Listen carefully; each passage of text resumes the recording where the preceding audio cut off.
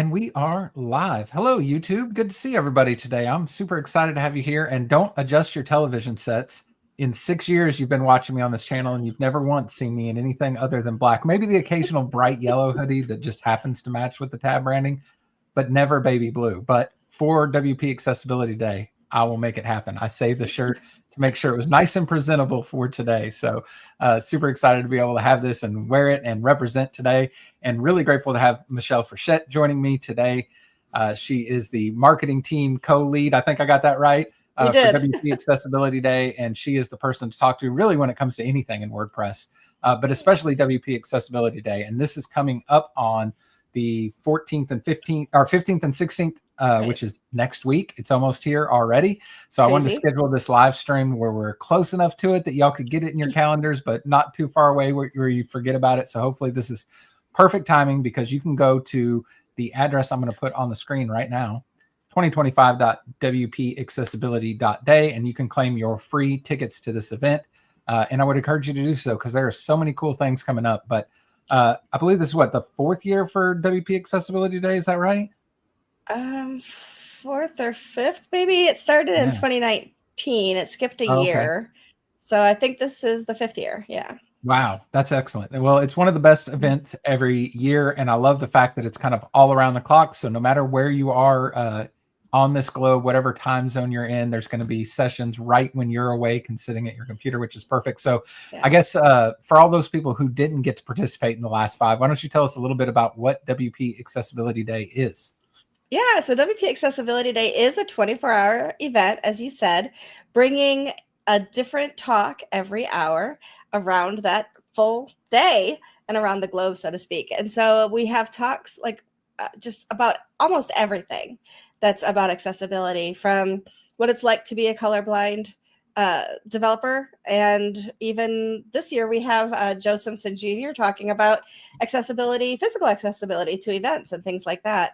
And every year has a keynote that's just hits it out of the ballpark. And this year is Vitaly Friedman from Smashing Magazine, who is one of the co-founders and the editor-in-chief. So really cool things coming up, and just so many opportunities to learn so many cool things about why your website should be accessible.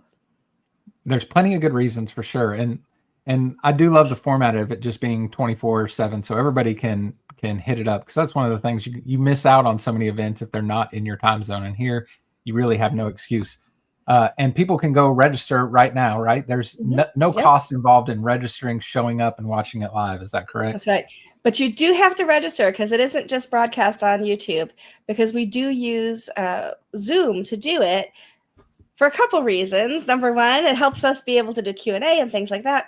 But also, we have not only on-screen human transcription happening, but also ASL, sign language. And in order for us to pull all of those together on the screen for you, we do have to use something like Zoom. So while those every session will be on YouTube eventually, once we, recover from 24 hours online, eventually those will be put onto YouTube, so you'll be able to see them. But if you want to watch them while it's happening, you do have to register. Perfect. This is my first year helping to organize. I say a little bit because they haven't asked me to do a whole lot, but getting to see behind the curtain of what goes into putting on an event like this. I mean, the Slack channel is buzzing with activity all the time. There's lots of things going on to put something together like this.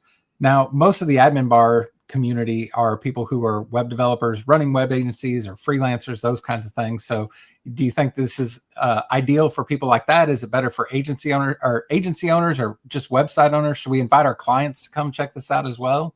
I think anybody who's trying to make money on the web or share ideas on the web, and if you have a website, you're trying to do at least one of those things, right, should spend some time learning about accessibility. Even if the client never logs into the website, to have an idea of why you're doing the things you're doing as a developer or an agency building for them just makes sense, especially because it costs money to spend time to do those things, right? So even if we bake it into our pricing to have our customers understand why we are doing the things we do, because as we know, first of all, it's the right thing to do. Absolutely. That should be the number one reason that we do it. But it does increase SEO. It does increase sales. You are opening up your website to at least 25% more people than you would if you didn't have an accessible website. So it just makes good sense to have an accessible website, period, Yeah, I I know guess. there's always two sides to every coin, right? And I think a lot of people default to, oh no, it's more work. It's going to take me extra time, all these kinds of things. And I get it. It is more work. It does take a little bit of extra time, but being able to use, accessibility best practices and things you're going to do in accessibility as part of your sales process is so huge. I know for a lot of the clients I talk to, they're not real well versed on it. They don't know exactly what I'm talking about. But, I hit the key points with them, and then they go talk to some other developer or some other agency who mentions none of this to them. And they're like, you know what? Kyle Right. mentioned all these things about accessibility and making sure the website's done right and all that. And it's just another way to help you stand out. And, there's a million ways people can have websites created. So anything you can do to get a little bit of advantage is huge. Absolutely.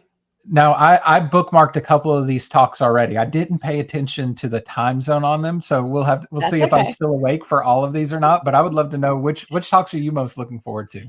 So I'm definitely looking forward to Accessible Design Patterns for 2025, which is our keynote by Vitaly Friedman.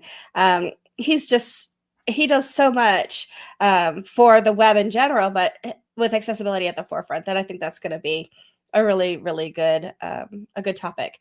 And then the one that follows right after that, being a colorblind designer, I think is going to be really cool because I'm not colorblind. And so, I mean, I understand what contrast means. I understand that, but not having, the most frequent one is red-green colorblindness, but not being a colorblind person, I want to hear perspectives. I think that when we can hear things from people for whom that's actually an issue, like to hear me talk about physical accessibility as opposed to you talk about physical accessibility, you're talking from a theoretical, I'm talking from like world experience. And so when I can hear somebody who does design, who's a colorblind designer, I think that that's really, really cool. As I said, I'm really looking forward to the one with Joe Simpson Jr., who's going to be talking about make all WordPress events accessible. I have in the past not gained access to parts of WordPress events, WordCamps, because of using mobility devices. And that's not fun, right? It's not fun to be locked out of those kinds of things. But the other one is audio accessibility. I love the idea of audio descriptions, not just transcripts on the screen. A few years back, and I think it started because I started apartment living and then condo living, I don't turn my volume up real high because I have neighbors just on the other side of the walls. So I started using the audio transcripts on closed captioning on television, and realized that as I'm getting older, some of those things aren't firing as they should be because I'll see and I'll hear the language that people are speaking, right? But it'll say little things like dishes clinking in the background or soft music plays, and I'm like, what dishes? What music? I didn't hear that, right? So I wasn't born deaf. I'm not deaf, but as we get older, things like vision and hearing start to go as well. Those are some of the first things that we notice start to dull down. And so you don't have to be deaf. You don't have to be blind to take advantage of some of the things that we have at our fingertips, like closed captioning. And so I think hearing about how to implement those properly and do a good job so that everybody can understand what's happening on your website, especially if there's audio playing and we have things like today, right? So YouTube will later put transcripts on this and people will be able to read what happens on this. But that isn't always true for everything that you put on your website. So we learn and we do better. It's not an excuse anymore to not have an accessible website because we know what that should look like.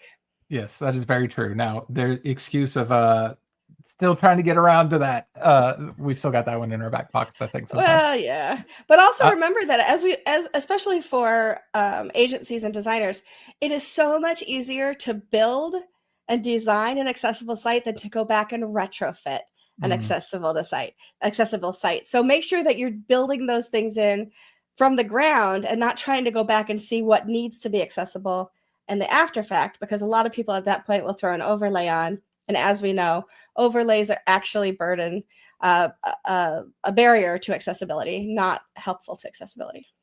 Yeah, and that's one of the things, like, I know it's always kind of disheartening when you hear like, oh, it's a journey. It's going to take time. You're going to learn these things over time, but it's so true. And, my first like consciousness about website accessibility. It didn't come that long ago, unfortunately.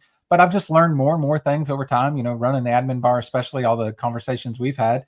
And I've just, started to implement more and more things into my builds just kind of by default, because I'm like, oh, I need to make sure this goes this way. But the great point of that is I just had to have a website audited for accessibility before it goes live. It came back with just a few little minor things, and it was not a big deal to go fix those things. I'm like, I'm so glad I did all this stuff right at the beginning, because like you said, going back and fixing all these things is always way more work, because you really go down the rabbit hole of like, oh, well, to do that, I got to do this, and to do that, I need to redo this. And it's like, ugh, I don't want to do it.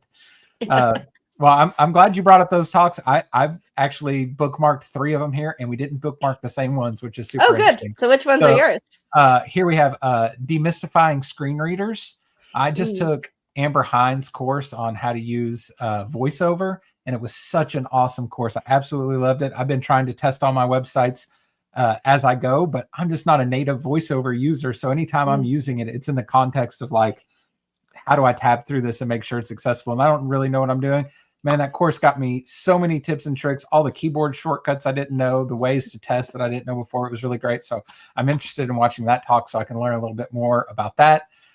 We have another one here that says accessibility isn't extra work, it's risk management. This is something that I talk with clients about all the time. I kind of have this theory that clients really don't mind paying more. They just really, really hate spending money that's wasted, right? And if we spend $5,000 on a website but don't consider accessibility, that might be $5,000 that's just wasted. Whereas if we spend $7,500 and make sure we're covering all of our bases on accessibility, we know that money is going to be put to good use. And I think any business owner would rather spend $7,500 and know it's solid than spend $5,000 and have to throw it in the trash and start over. And how about that extra $2,500 versus thousands upon thousands if you get sued for an inaccessible website? You were just queuing me up, because my third one is accessibility lawsuit and WordPress, the violations every business owner needs to know. So this is definitely one that, I don't think any of us like leading with fear tactics or scaring people into doing accessibility. Like you said, we should do this because it's the right thing to do. But this is the thing, and it's something that's happening to more and more people. And it's the governance, right? If people aren't going to do it on their own, then somebody's going to show up and make you do it. So knowing what you're responsible for is huge. So I'm interested in that, just to make sure I'm covering all those bases. Yeah, for sure. I think they're all great ones. I mean, honestly, it's hard to pick. Yep, you can't go wrong. That's good though, because we got to call out 6 of them, which is awesome. That's fantastic. Now, can I call out the T-shirt? I want to talk about the T-shirt for a second. Yeah. The T-shirt, every year, the design for the T-shirt has a little bit of humor associated with it, right? So the front of the shirt, if you're listening, not watching, the front of the shirt has WPAD spelled out in American Sign Language finger spelling, and then the WordPress Accessibility Day logo. Let's see if I can do this. The back is my favorite part. The back is the alt text where it says alt equals WPAD in American Sign Language on the front of a light blue T-shirt. To me, that is just the ultimate tongue-in-cheek kind of fun, right? That we have the alt text on the back of the shirt. Last year, it was the outline. That's the focus feature where it says it's a feature, not a bug, right? So we have fun. Accessibility can be fun. I guess that's my point. But you can get a T-shirt too with your registration with a $50 donation. And all the people that say that accessible websites kill all the creativity, just go to this website we have right here on the screen. It is a very creative, fun website that is also very accessible. So that's good inspiration as well. And you can use color. You can have all kinds of fun things on an accessible site. You mentioned you can get a T-shirt with the extra donation. There's also just a form on there for people to donate if they're just passionate about it, right? And I believe there's still some sponsorship levels available, right? Yeah, I know we have the micro sponsorships available, which are $150 to do. I'm looking right now to see if there's any others available. I know we had a bronze before. Yep, so we have bronze sponsorships available for $500, and then we have micro sponsorships available for $150. And you can find those on the website too.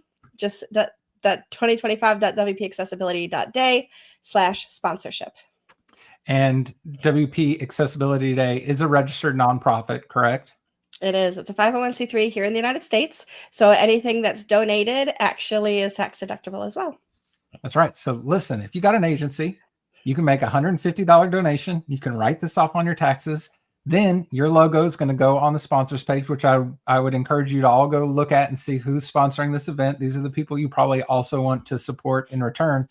But now you have something you can go out and post on social media. You guys are always telling me you don't know what to post on social media. You can post, hey, I just sponsored WP Accessibility Day. Look at my agency and what we're doing. So you get good 3 different ways right there. And it doesn't cost you a whole lot. And I know that money goes to good work that's being done and to present all this information. It does. And just to give an idea of what some of that money goes to is we do pay for a really nice Zoom account so that we can have all the things we need to be able to bring an amazing 24 hours with, as I said, not only transcription, but also American Sign Language at the same time.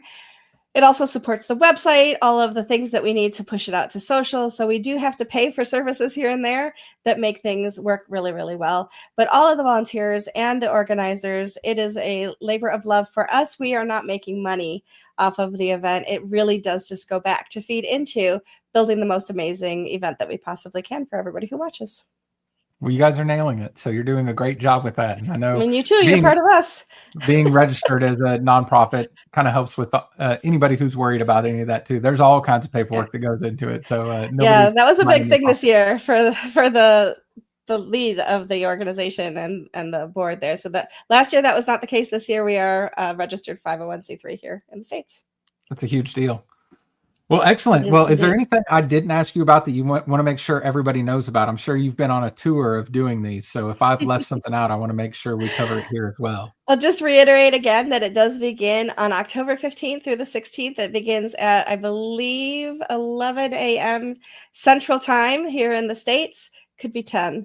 Double check it. I'm so bad with time zones. I apologize. It's one of my big kryptonite is time zones, but it does begin on the 15th. Hard to forget, that's my birthday, so celebrate by going out and doing something accessible for me. That's what I There you go. I love it. Well, happy early birthday. You'll be busy on the 15th, so I won't be able to tell you then, but happy birthday now. Thanks. Well, excellent. Yeah. Well, Michelle, I really appreciate you joining me and allowing me to help spread the word about this. I will make sure to blast this out to everybody I know. And if anybody has any questions, Michelle is everywhere. So you can probably find her if you just put out the bat signal. If y'all have questions and you can get a hold of me, let me know. If I don't have the answer, I have all the contacts where I can get a hold of people, make sure everybody's taken care of on that. Hopefully we'll see a lot of people from the admin bar registering and getting involved in this. And I'd love to discuss some of these talks after the fact about what we learned and all that. So I'm very excited. Sounds good. There goes a cat. Cat's involved too. Well, perfect. Well, thank you so much, Michelle. I really appreciate you coming on and sharing this with us. Thank you for having me. And, thank you so much for all the work you put into the event. I know, like you said, it's a labor of love, but it's still a labor. There's a lot of work that goes into it. And I very much appreciate it's a big team, and the whole team has been so busy doing such amazing work. I'm excited for the day. Absolutely. Well, it's coming. It's coming quick. It is. Thanks. All right. Fantastic. I appreciate you guys all joining us today. A little quick, short one, but I want to make sure y'all go get registered. So head over to 2025.wpaccessibility.day and register for your free tickets there. Maybe make your donation. Tax deductible. Why not? You're already there. You're feeling giving today. So I say do it. And we'll catch you guys all in the next one. All right. Thanks for having me. Bye.